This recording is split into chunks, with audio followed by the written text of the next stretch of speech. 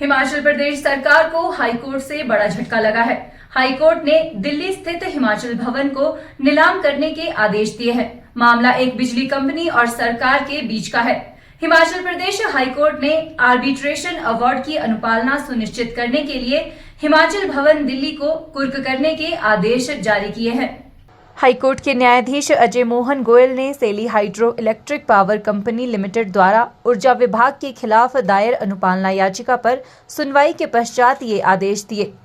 Court ने MPP और power विभाग के प्रमुख सचिव को इस बात की तथ्यात्मक जांच करने के आदेश भी दिए कि किस विशेष अधिकारी अथवा अधिकारियों की चूक के कारण 64 करोड़ रुपए की 7% ब्याज सहित अवार्ड राशि कोर्ट में जमा नहीं की गई है। कोर्ट ने कहा कि दोषियों का पता लगाना इसलिए जरूरी है क्योंकि ब्याज को दोषी अधिकारियों कर्मचारियों से व्यक्तिगत रूप से वसूलने का आदेश दिया जाएगा।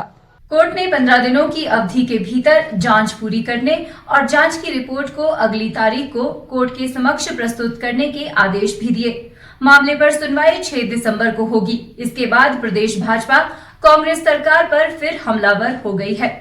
विपक्ष के नेता जयराम ठाकुर ने कहा कि हिमाचल के सम्मान का प्रतीक कहे जाने वाले हिमाचल भवन को कुर्क करने का आदेश हो गया है। इससे शर्म की बात प्रदेश के लिए और क्या हो सकती है। प्रदेश की इज्जत मुख्यमंत्री और उनकी सरकार ने तार-तार कर दी है। हिमाचल आज नीलामी की दहलीज पर खड़ा है।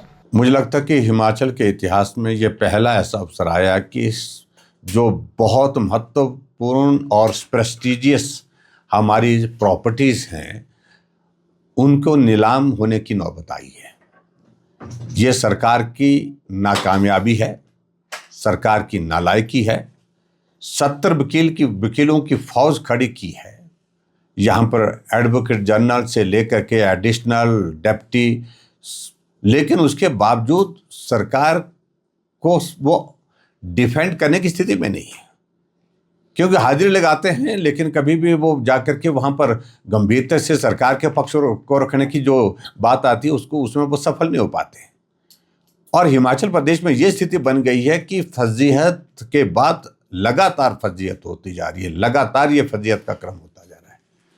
कुछ फैसले ऐसे लिए जिसके कारण जगनसाई पूरे देश भर में हुई, और उसके अलावा जब ये कोर्ट का फैसला आया 13 जनवरी 2023 का फैसला 64 करोड़ रुपए जो अपफ्रंट प्रीमियम को देने की बात उस कंपनी के लिए कही गई थी, जहां सरकार को आज वो पैसा लगभग 150 करोड़ के करीब पहुंचने वाला है। और सबसे बड़ी पीड़ा का विषय है कि हिमाचल प्रदेशियों का अगर कोई पहचान अगर दिल्ली में है वो हिमाचल भवन है, जो मंडी हाउस में स्थित है। कोई भी हिमाचल वासी वहाँ जाता है, गर्व के साथ जाता है, अपना परिवार घर समझ करके जाता है, और वहाँ उसी को ही अगर नीलाम कर दिया तो इससे बड़ा दुर्भाग्य और कोई हो नहीं सकता है। वहीं भाजपा प्रदेश अध्यक्ष डॉक्टर राजीव बिंदल ने कहा कि उच्च न्यायालय ने प्रदेश सरकार पर प्रश्न चिन्ह लगाया है। सरकार हर जगह नाकाम रही है, अपना पक्ष कोर्ट में नहीं रख पा रही है। यही वजह है कि हिमाचल भवन दिल्ली को अटैच करने के आदेश दिए गए हैं। विगत 22-23 महीनों से कांग्रेस पार्टी की सरकार काबिज है और आए दिन नए कीर्तिमान ये सरकार कर रही है। माननीय उच्च न्यायालय ने हिमाचल प्रदेश की सरकार की कार्यशैली के ऊपर एक बहुत बड़ा प्रश्नवाचक चिन्ह लगाते हुए दिल्ली में स्थित हिमाचल भवन को और उसकी प्रॉपर्टी को अटैच करने के निर्देश दिए हैं। हिमाचल के इतिहास में कभी ऐसा सोचा भी नहीं जा सकता कि किसी पेमेंट को करने के लिए माननीय उच्च न्यायालय ने आदेश किए और सरकार ने वो पेमेंट ना की हो, जिसके कारण एक बहुत बड़ा ब्लॉट हिमाचल प्रदेश की सरकार और हिमाचल प्रदेश की जनता के ऊपर ये ब्लॉट लगाने का काम हिमाचल प्रदेश की वर्तमान कांग्रेस की श्री सुखविंदर सिंह सुक्खू सरकार ने किया है। ऐसे में ये सवालात खड़े होते हैं कि सरकार आए दिन जो फैसले लेती है वो जनहित से परे हट कर लेती है। मामले पर लोक निर्माण मंत्री विक्रमादित्य सिंह ने कहा कि हाईकोर्ट के कई इस तरह के फैसले आते रहते हैं। कई आर्बिट्रेशन के मसले हैं जिसमें सरकार पर लायबिलिटी रहती है। इसको लेकर सरकार सुप्रीम कोर्ट जा सकती है या फिर कानूनी राय ली जाएगी कि आगे इसको लेकर क्या करना है।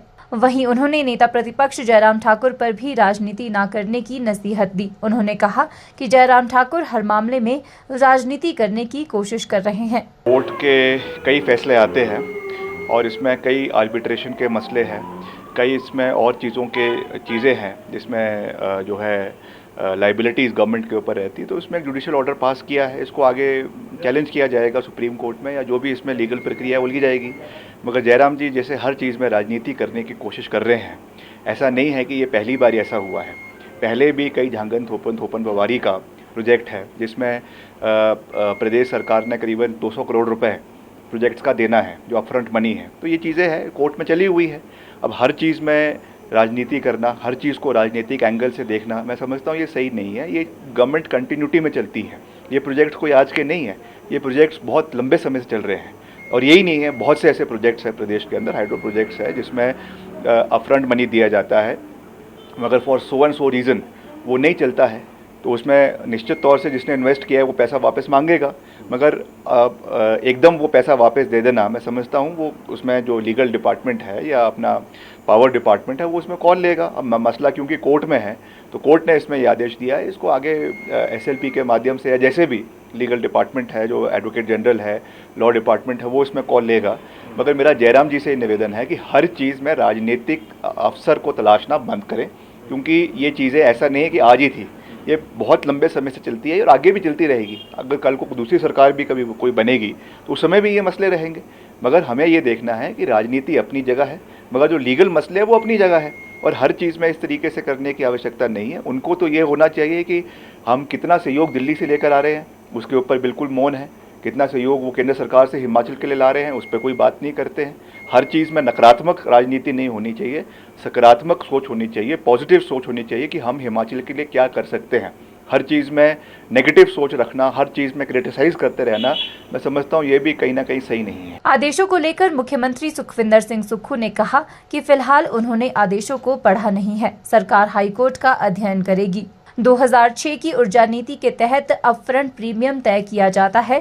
आर्बिट्रेशन का फैसला चिंताजनक है, सरकार मामले का अध्ययन कर आगामी निर्णय लेगी। मैंने अभी हाई कोर्ट का जो आदेश है उसको मैंने पढ़ा नहीं है, लेकिन नहीं कोई पढ़ा नहीं है, लेकिन अपफ्रंट प्रीमियम जो है वो एक पॉलिसी के तहत है, और एक पॉलिसी के तहत 2006 में जब ऊर्जा नीति बनी थी तो उसमें उस ऊर्जा नीति में मैं भी मेन आर्किटेक्ट था, मैडम स्टोक्स उस समय ऊर्जा मिनिस्टर थे। तो अपफ्रंट प्रीमियम ये था कि कोई भी पावर प्रोजेक्ट लग जाए, लगे या ना लगे, उस पॉलिसी में क्लियर है।